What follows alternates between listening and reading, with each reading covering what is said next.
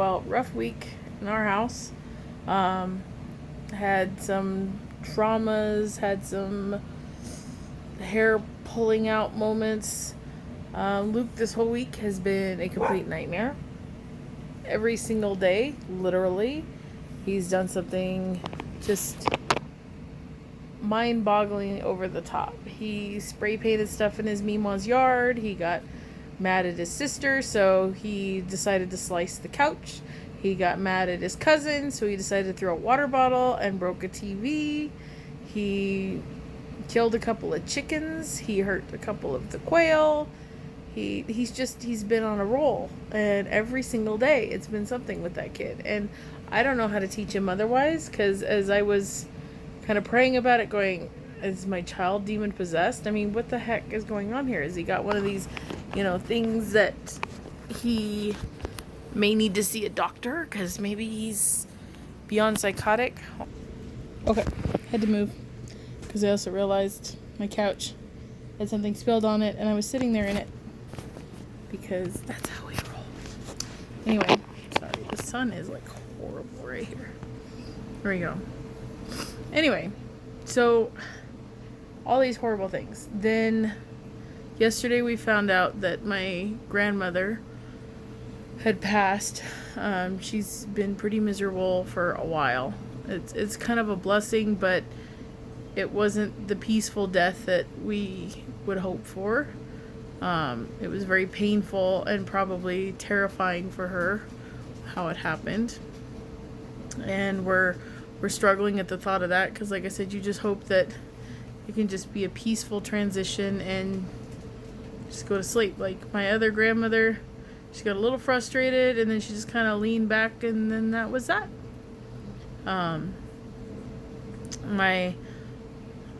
For all intents and purposes, my other grandfather, her husband, he was walking up with her to a barbecue and had a heart attack and dropped. There was no suffering, no nothing. He was done. It's like somebody just flipped a switch. If you're gonna go, that's the way to go, because none of us are getting out of here alive. So, you just hope it's not anything horrible. I also found on Friday, Chris was telling me that one of his friends from work, someone who helped get me through at the hospital when Chris had his first accident, and one of the ones that went to bat for Chris's work, because he was Chris's supervisor when he was in security at the time. And he did everything he could on the work side of things to make it so Chris had a job to come back to, and all that kind of stuff. And he was one of the ones that helped to make sure that I had a room to stay in, so I wasn't driving back and forth at 8 months pregnant all the way to Dayton, all the way from Renown every day. He was up at Frenchman's Lake, and they were swimming out, I guess, to some island, him and his teenage daughter, and he drowned. And it took him a while to find him. And it's heartbreaking, I don't know, what his heart was like. I don't know if he was a Christian man or anything like that. I know all those times that him and I had sat there and talked, I should have been saying those things, but when you're looking at your husband lying there and the doctors are still going, we don't know if he's going to pull through this, it's not really the time you start thinking, hey, I should talk to him about God. I know it should be a time that you do that, because we're supposed to, do that all the time, but it is what it is. Then this morning, Chris, we bring our pit bulls in every night, because I just don't want them outside barking all night and things like that. But when they're in the house, they don't behave, they destroy the place, they chase the cats, stuff like that. They've already proven to be cat killers, so they are in a really large cage when they come into the house at night. So every morning we let them out, and then they have the run of the whole yard. Well, this morning, one of them got loose from Chris. Normally they just go right out. I don't know what possessed her, and she chomped one of the kids' kittens. And we've been watching the kitten for hours now. He's limping pretty bad. He's kind of like a fish out of water when he walks. But he doesn't seem to be in any pain. I mean, we really were pushing on him and stuff. I took him down to my mom's, and she was really moving joints and moving legs, and he wasn't crying. He wasn't in any pain. But everything I'm seeing says that he could just be in shock, because shock will do that, I guess. We can't afford to take him to the vet, so we're just praying that it's shock and some rest and time. He'll get over it, and it's nothing bad. But I don't know. I can't. But the week we've had, I'm not going to not hope, but it's just one of those things, right? So I guess I'm putting this out there because the things that keep coming to mind is when I've been cleaning houses, I've been listening to these sermons. I found this preacher, I want to say, I think he's from the South, but he sounds like he's from Detroit or something like that. Doesn't have that typical Southern thing. He doesn't have the typical Southern look. Younger guy. And there's so many things that I've been learning. And one of the things that keep coming to my mind right now is that God's got this. He's got my son's bad attitude. And the fact that the men that are surrounding him with their tempers and things like that, that he's decided that he's going to take after, he's got their attitudes. He's got that under control. I don't need to worry. I need to be diligent. I need to pray. I need to teach him otherwise. But at the end of the day, God's got it. I have to loosen my grip. As far as my animals, they're my world. Like they are anybody who has pets. They're your world. People don't get pets so that they can just look at them. You like, I don't care if you got a goldfish or a dog or a horse or whatever, our pets are almost more to us than our own family members. They're something. I had a friend have to put down a dog this week, and I know how that feels. I have a dog that's the same age. And we took him in a few weeks ago for a weird lump that he has. And the vet said it's probably more than likely cancer. We chose not to spend the $8,000 to have the tests done. And because they said that it would take several weeks, and it just kind of give an idea that it might be something. But it was a whole series of tests that they'd have to do. And we figured, he's 12 years old. It is what it is. Well, I guess he's 11. But we noticed this week that he had a whole bunch more of these lumps all over him. He's still not in pain. He's still living life normally. He's still doing everything that dogs do, that he specifically does. But we know the time's going to come, and we're going to have to make that decision. But again, God says, loosen your grip. I've been praying for weeks. God, help me not to be such a control freak. Help me to not put stuff down at your feet and say, I want you to fix this, and then pick it back up and go, never mind, I got this. I'll just take care of it. And then one of the sermons was talking about this guy. One of his friends is a physical therapist and a personal trainer and all this stuff. And he told him, as he was watching him lifting weights, this personal trainer goes, if you loosen your grip, you can actually pick up more weight. You could handle much more weight than that. I mean, he's already bench pressed. He's like, I'm already benching 300. He says, I was feeling pretty good about myself. And he said, you have to loosen your grip because you've got such a tight grip. You're taxing out your muscles before you even pick up the weight that you're planning on. And he looked at him and says, it doesn't even make sense. But, okay. He's like, who am I to question him? I mean, this is what he does. And sure enough, he put on a bunch more weight. And he loosened his grip. He gripped the way he was supposed to. And he was able to go straight up to almost 400 pounds. Another 100 pounds of weight. And he used it as a sermon illustration that we have to loosen our grip on everything around us, because we have no control in the end.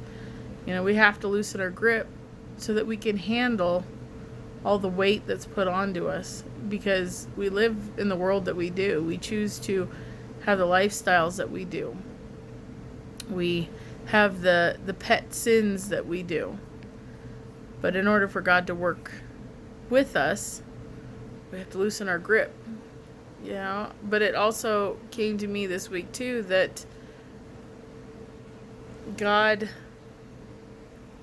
they always say God won't give you more than you can handle. Well, that's not true. And I had always been one to say that God will never give you more than you can handle. And then I talk about, well, God must think I'm Wonder Woman. That's not true. And it's actually not biblical. And that was pointed out to me this week too. It's absolutely not biblical. What it actually says is God will not give you more that you and Him can't handle together. That if you have an unshakable faith, you can move mountains. God will give you things that will break you. And the only way to get through them is with His help. It's like watching Luke earlier trying to open up a jar. He's really into pickles, and I went and bought one of those big massive jars of pickles, and he was struggling to get it out of the pantry. It was about all he could do to pick that thing up, and he got it up onto the counter, which is about all he could do because he's eye level with the counter. And then he's trying to open it, and he couldn't open it. He couldn't do it. And Chris just stood there watching him, just waiting, because Luke gets really angry if Chris just kind of steps in and does it. And finally Luke turns around and goes, "Dad, will you open this for me?" Chris went over and just popped it open. And then, he continued to help him get one out without, tainting the entire jar with his dirty hands and stuff like that. But what does that say about our relationship with our Father? We can do quite a bit of it ourselves, and He just stands there watching, waiting. And the minute we ask for help, He's going to step in. He's going to help, because He knows what you need help. He knows what your weaknesses are. He created you. He knows that I'm struggling with the loss. He knows I'm struggling with parenting. He knows I'm struggling with being a wife that is unequally yoked. He knows I struggle with other people's lives around me because I feel the need to fix everything around me. That I take other people's problems on, and I add that to my list of, things that I grab a hold of. I put those weights onto my bar. And it hit me today, after I'm sitting there holding this cat, praying about it, begging God, don't take another life from us. I have to let go. Because I never was in control in the first place. All I am is in the way. God cannot do what He needs to do. If I stand in His way, it's like, that's the first thing that you're taught when you go through EMT and firefighting and police academy and all that stuff, is one of you goes right to deal with whatever the problem is, and your partner goes to clearing the scene of the people that are in the way. When you're taught first aid CPR, the first thing they say is, if you're getting in there to help someone because they don't really know what they're doing and there's somebody else over there and they're in the way, you have to get them out of the way so you can save that person. It's no different. I'm in God's way on saving me and saving my children, saving my husband, my family, all of them. So I'm putting that out there, that we need to stay out of God's way, because He knows what He's doing. And I know a lot of you on my page are not Christian and don't understand why I would choose a religion the way I do. Because to me, it's a lifestyle. It's not really a choice for me. It makes sense. It's like breathing air to me. It's my go-to when I'm down. It's my go-to when I'm up. And I don't know how to explain that to anyone else. It's just an experience you have to go through. And I know there's some people that do know that, and they're angry at God, and they want nothing to do with Him because of what they've had to go through. And I pray for those people daily, because what they've been through, it would be really hard for me to have a faith in God either, and wonder. But for those that do get it, loosen the grip, because you do have the Creator of the universe backing you up. I've watched over the last year a little boy that was on death's doorstep, and his mom struggle every step, his family struggle every step, and watching their posts about it's not getting any better. It's not getting worse, but it's not getting better. And a year later, after all this work and all these treatments and everything else, they're finally getting somewhere. She's more confident. And she's been through absolute hell and back.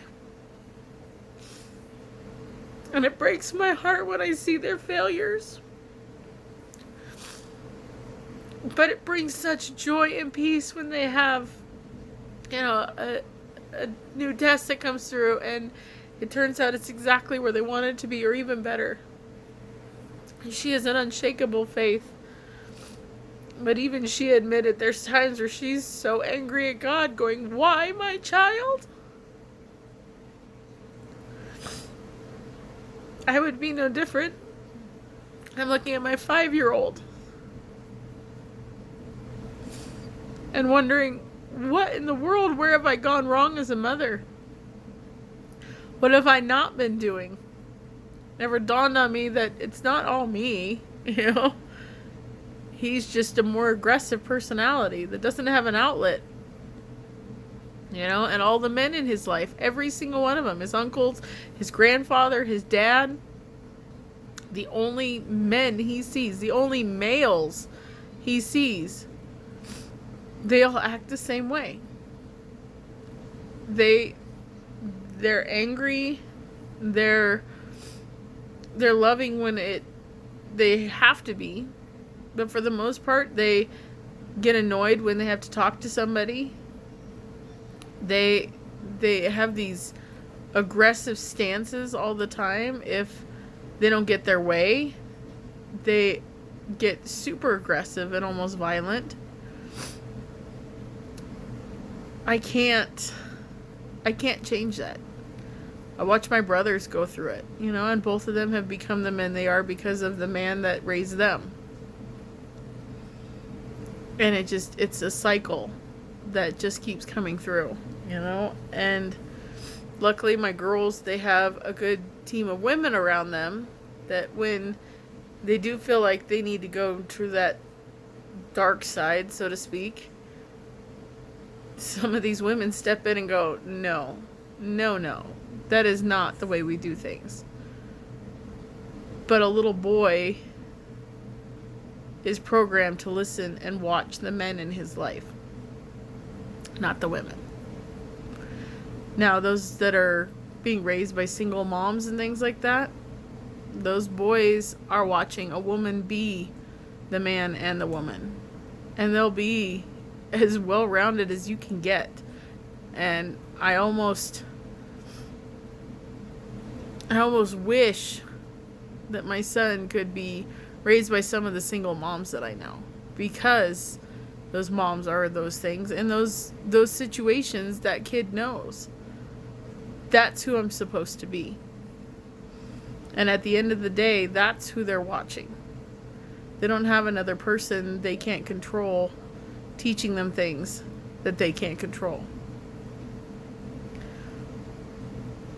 But this 2020, it's like a big joke that 2020 has been a horrible year. For some people, it's actually been good. I'm surprised. There's actually been some people who've had victories this year. There's been a lot of people who have had some major defeats. I have a friend who, she found out she was pregnant.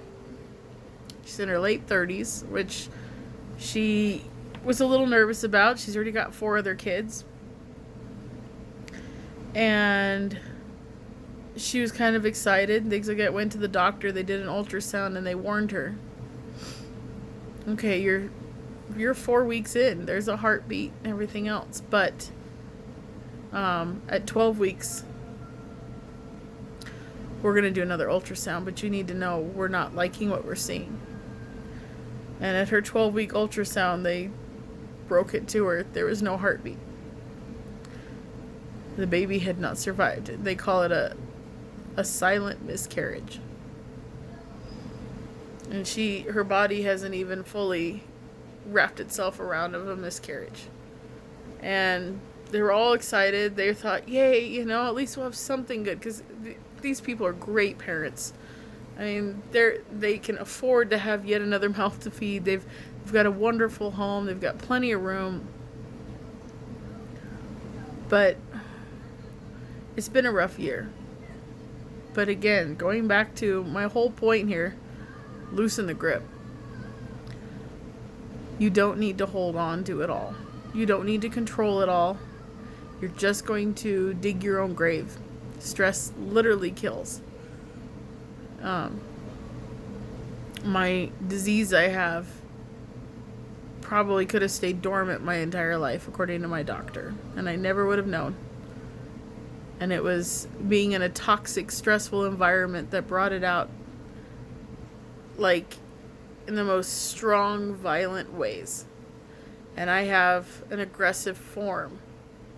My brother, same thing. We're both in the same toxic, stressful environment. Don't let 2020 get you. It's not going to get any better. It's an election year. We're already seeing things. Families are getting angry towards each other. Friends are getting angry towards each other. Shoot, half of my friends list I got rid of because some of the things they're posting was just, I couldn't believe. They're people who I've called friends for years that agree with this pedophilia movement, that they can't help themselves. I don't care if you can help yourself or not. If you have that problem, you need to get yourself into a lockdown facility. I don't care if it's a jail or a mental asylum. Pedophilia is not just little kids. Pedophilia is wanting to go after teenagers. It's wrong. 18 years old is considered adult age of consent, period. Anything younger than that is pedophilia. I mean, children are not mentally stable enough at that point to make any life decisions. And you as an adult are supposed to be. The flat earther movement. I have a few people like that, and it doesn't even make sense. I mean, there's proof literally everywhere, and yet they keep pushing it. Every argument they have has no scientific backup, nothing, but they're just going to believe it. Even Christianity, there is scientific evidence. There's historical evidence.